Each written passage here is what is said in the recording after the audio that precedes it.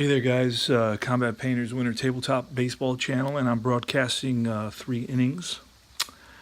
I am replaying deGrom's 2018, and he's 5-1. This is his 10th start of the season, the May 23rd start against Miami and New York.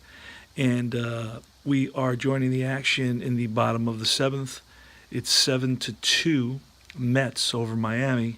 deGrom was pulled after 5 innings.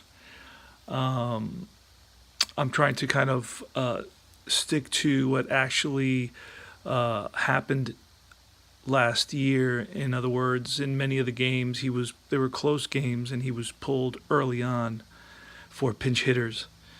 It's the way he was managed, so as not to throw off the data to see if we reproduce a 10-9 season. He started off 5-0, and now he's 5-1, and it looks like he's going to win this game. I just don't know that you can not win more than 10 games with a guy like this. I don't know if it can be controlled on a tabletop.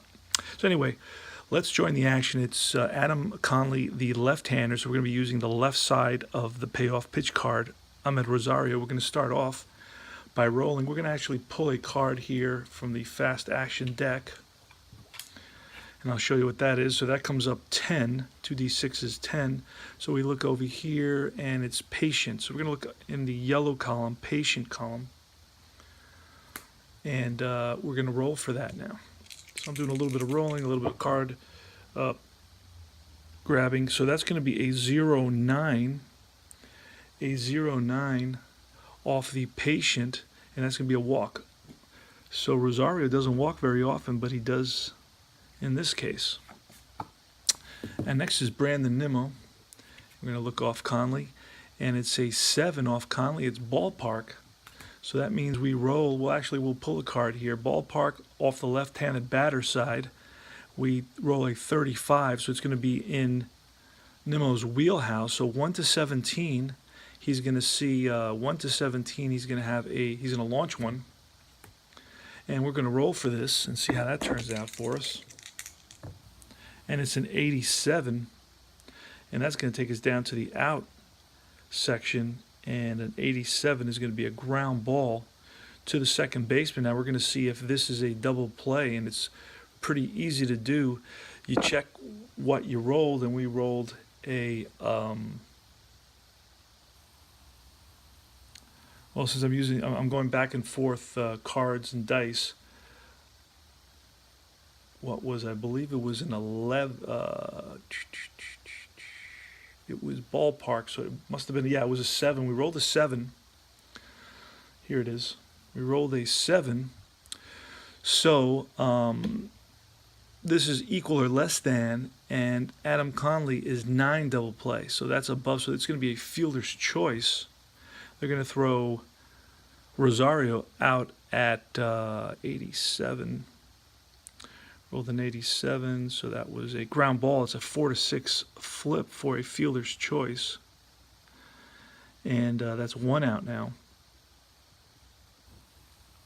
Next batter is Drupal Cabrera. He's 0 for 3 on the day. He's walked. All right, it's a 2, and that's going to be patient off Conley. And it's a 32, so we're going to look in the patience section, 32, and that's going to be a single. Now we're going to see what happens with that single.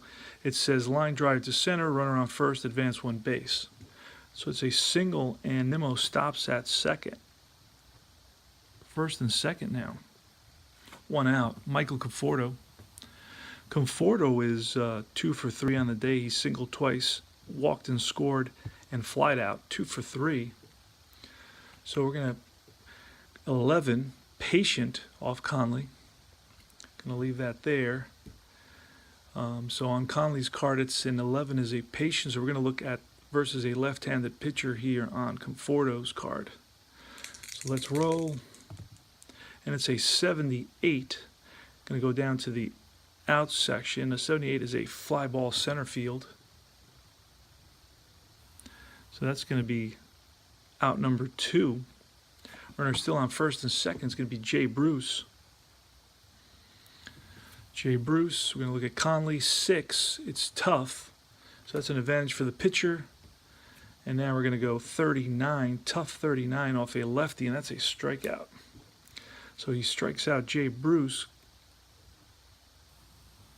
And that is strikeout number 3. And out number 3. And we go to the top of the 8th. Now I color in my pitchers. I'm using purple for Conley. Conley's pitched 2 innings so far. Playing modern ball games, you got to do a lot of pitching changes. Okay, and I do admit that I sometimes cut some corners in the pitching changes. I can't lie to you. All right, so it's going to be Paul Sewall who's in there, I believe, for no, Flores batted for Sewall. It was Batista. Actually, no, Sewall is still in there, and he's going to remain in there. He will remain in there. He's going to face Shook, Brinson, and the pitcher spot. So let's get going here. Let's put the dice to the side. I'm going to pull some cards. And it's a 4. Turn that over so I don't get confused. A 4 is in play. So we're going to look at in play at the bottom here. And let's see what it is. We're going to do the 2D10 63 in play. We go down to the outs, and it's going to be a ground ball shortstop. Rosario up with it. 1 away. That's Lewis Brinson. Lewis Brinson is 1 for 3. Lewis Brinson, going to pull a card for, let me move this out of the way. It's going to be an 11, and that's going to be ballpark. That's kind of fun. That's exciting. You don't know what could happen there. Ballpark. Let me pull that up a little bit. 11 is ballpark on Sewall's card. And let me pull this up a little bit. And that takes us to the ballpark card here. And we are going to roll. We're going to actually pull a card for 2 10-sided. And Lewis Brinson is a righty, and we roll a 59. That's going to put us in the in play 59. So we're going to read the result from this section here at the bottom. And let's look and see what happens. 32, in play 32. It's a line drive base hit. And let's look at the next card, and that'll tell us exactly. Line drive into center field. Runner on first advances 1 base. Runner on second advances 1 base. So we had no runners on, so we don't have to worry about that. Didn't really have to pull that card. So now we have the pitcher spot. The pitcher spot is coming up now. And let me see who what we do here.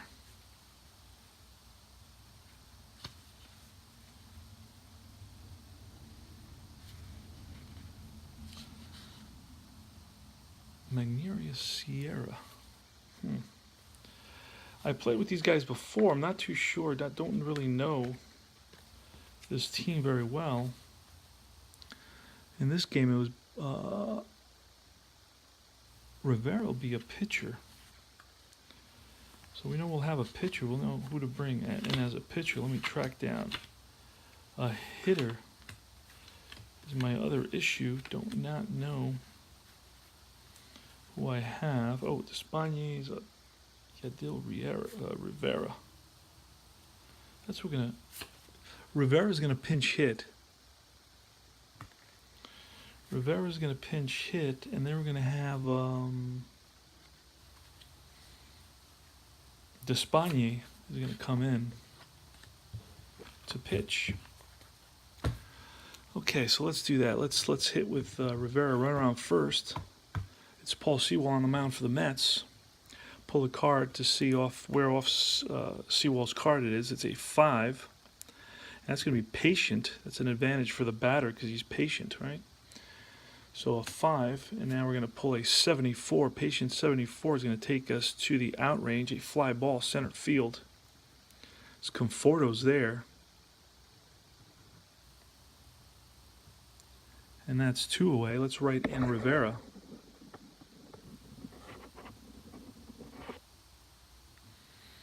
Okay, so we wrote in Rivera, and we're going to go to Dietrich, the left-hander.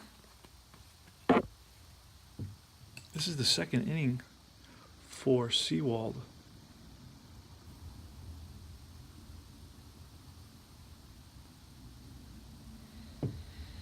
And let's see what Dietrich does. Here's the pitch from Seawald. It's a 4. It's going to be in play. And it's going to be a 53, in play 53. It goes into the outs. And a 53 is going to be a line drive caught by the shortstop. So the Mets get out of the inning. 1 hit, no runs, no errors. Go to the bottom of the 8th. New pitcher for the Marlins is Odyssemer Despagne. Look at that name, huh? And I pronounce that. Odyssemer Despagne.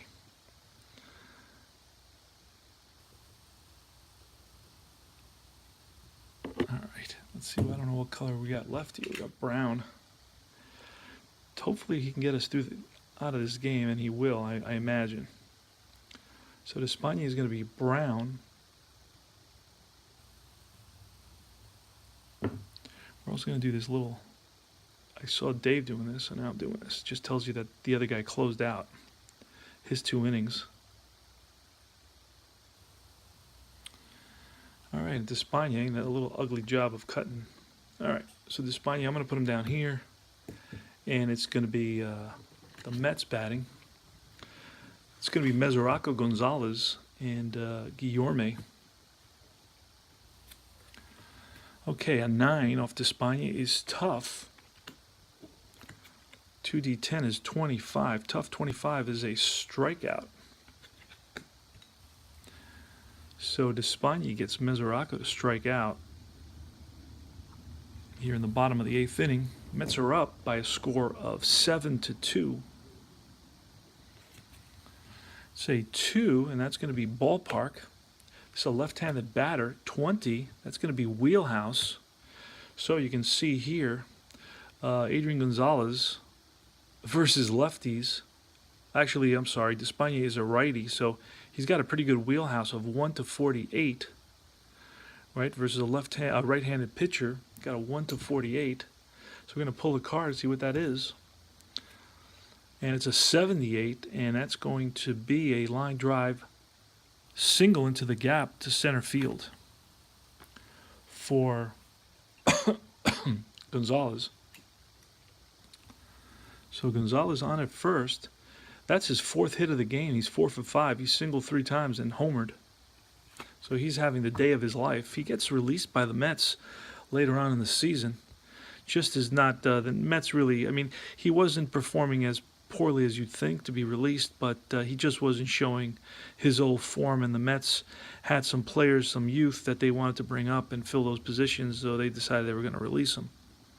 But he held his own in my view. I mean, but again, the guy was something else in his day, so he just wasn't up to that level. Guillorme. Let's see what happens here. 4 off Despagne's card is an in play. Now we're going to pull a, next one is a 54. In play 54. It's going to be a ground ball to the third baseman with a runner on first. So Despagne's double play is we rolled a 4, and that's a 7, and that's a 7. So that's going to be a double play. It's a 5-4-3 double play. And we go to top of the 9th. Top of the 9th, and Seawald is still in there for the Mets, and hopefully he can finish out this game. Give us 3 innings. That's a miracle. All right.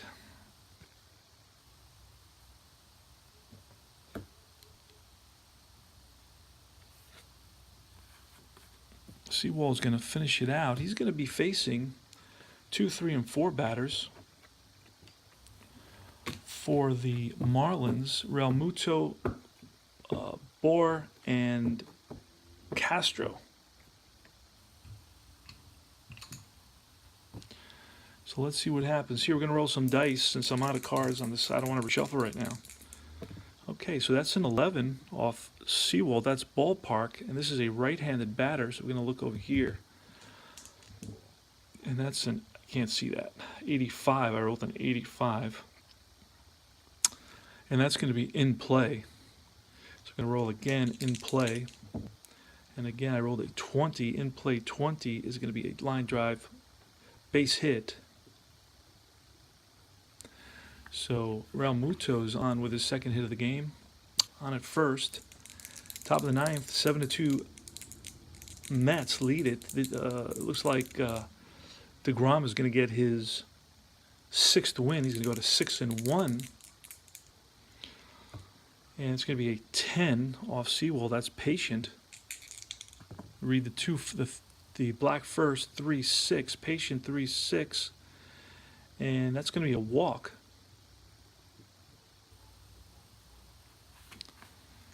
So the Mets want to avoid bringing another pitcher in right now. So we're going to see what happens here. Sterling Castro. We're going to look at Seawald. And that's a 7. That's a tough. And it's a 17. Tough 17 is a strikeout, so there's one out now. And that is his second strikeout. So let's go 2, out number 1. Brian Anderson. And that's going to be 11 off Seawall. Again, it's ballpark. Brian Anderson is a righty. Let's see what happens here. Say 23. That's going to be wheelhouse for Brian Anderson. So he has potential here to knock one out of the park, a 3-run shot. So let's see what happens. I'm gonna roll again. 1-21. He hits one out. You can see that there in his wheelhouse. 1-21. 25, just out of range there. So it's going to be a double. That's going to drive in 1, and Bohr is going to hold at third base. So an RBI double, and that's going to drive Seawald out of the game. Second and third now, it's 7-3 with only one out here in the top of the ninth at Shea Stadium at City Field in Flushing, Queens, New York. So who do we got coming up? We got Rojas coming up. Robert Gazelman. Gonna bring in Robert Gazelman. Gonna make him green. Pitch at least to 2 batters.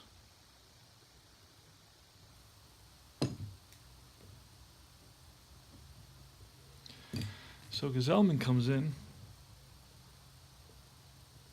We're writing him in, coloring him in,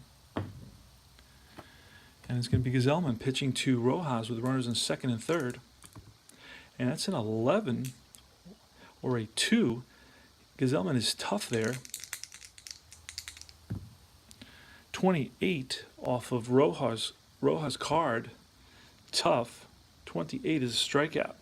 So Gazelman comes in, strikes out Rojas for the second out. And as JB Shuck, see what happens off Gazelman's card. It's a 9. That's tough. So that's a decent pitch. And now we're going to see what happens off of Shuck's tough. Whoa, this goes flying around. It's a 64. A 64. You look at that, and it takes us to the out range. And that's going to be a ground ball hit right at the shortstop across the diamond, and the game is over. 6-3. The Mets win it. The Mets win it by a score of 7-3. Mets had 2 errors. The Marlins had none. And hits, you got 1, 2, 3, 4, 5, 6, 7, 8, 9, 10, 11, 12. 12 hits for the Marlins. A lot of hits in this game. And 1, 2, 3, 4, 5, 6, 7, 8, 9, 10, 11, 12, 13, 14, 15. 15 hits for the Mets. So altogether, 27 hits. Shows you how my math is pretty good. And that's it. So deGrom, I'll tell you right now, went 5 innings, gets the win. He's 6-1 now. Let me see, 6-1. Push this over, move this over a bit. deGrom gave up 1, 2, 3, 4, 5. 5 hits in 5 innings, 1 run, 1 earned run. He walked 1 there. Walked 1 and struck out 6, gave up no home runs. So we're going to rate him into his stats. Let's do his stats here. I'm going to keep on start number 10. He gets the win, 6-1. He went 5 innings. Right? Gave up 5 hits, 1 run, 1 earned run, 1 walk, and 6 strikeouts. So at this point, he's I'll show you where he was I guess 2 games ago. I think he got a no decision in his last game. He was replay 5-0, 54 innings pitched, 28 hits, 6 runs, 5 earned runs, 8 walks, 75 strikeouts. In reality, he was 3-0, 44 innings pitched. So that's why I started cutting back on the innings pitched. 32 hits, so he gave up more hits and fewer innings. 10 runs, 9 earned runs, and again, more earned runs and fewer innings. Base on balls, 14 versus 8, and then 54 strikeouts. But again, that was in fewer innings. So we adjusted a little bit, and we're going to see how that influences or affects the stats. Now, Baseball Demos Dave is doing the same replay, and I watch his replays, from beginning till end. I really don't play my whole games. I show a little portion of the game and talk a little bit about it.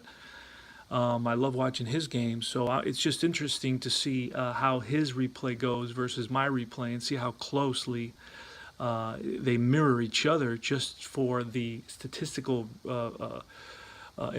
data on Payoff pitch baseball, just to gauge how this system, which is so different than the other system, turns out in terms of replicating, imitating, and the actual stats for the year. So this is very, very interesting. It's almost like a scientific experiment with 2 scientists in separate laboratories, and kind of running the same data to see if all holds to be true. So that's basically it. deGrom's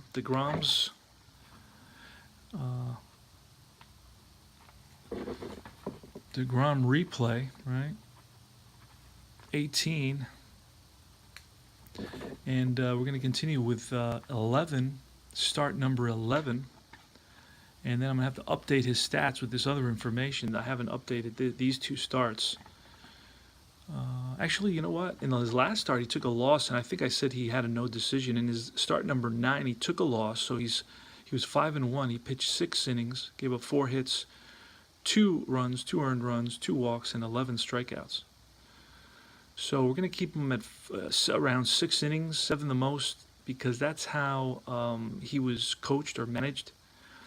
A lot of times the Mets were in very close games, which they've been in throughout the games that I've played. You can see all the starts. I don't have the scores, but they were all close games.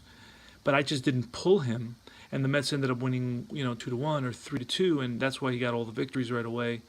But he also accumulated a lot of innings, and I thought that was I was kind of cheating a bit, if you will, by kind of not keeping, because I am using historical lineups and so on, and I can see how many innings he actually pitched. So I decided to kind of stay closer to the actual innings pitched. So I came down into the 6 and 5, and just to kind of even it out. Then I'll go up a little bit to 7, and then I'll kind of stick to what he did more or less. Unless there's an anomaly of some kind where he's getting battered, battered, and then I will take him out earlier, that sort of thing. Or if he's pitching a no hitter, then of course I'll let him stay a little bit later, that sort of thing. So loving payoff pitch so far. Fascinating mechanic. I'm still a little fumbly and unsure of myself, so kind of fumbling about a little bit. So please bear with me as I learn these rules and get comfortable with these rules. I'm playing a few games by myself, and then I'm kind of broadcasting a few innings when I feel a little bit more confident about things that come up, so I know how to deal with them. If I'm broadcasting, I won't have to, just have a indefinite delay. And that's it. So I'm going to say adios for you guys and take care.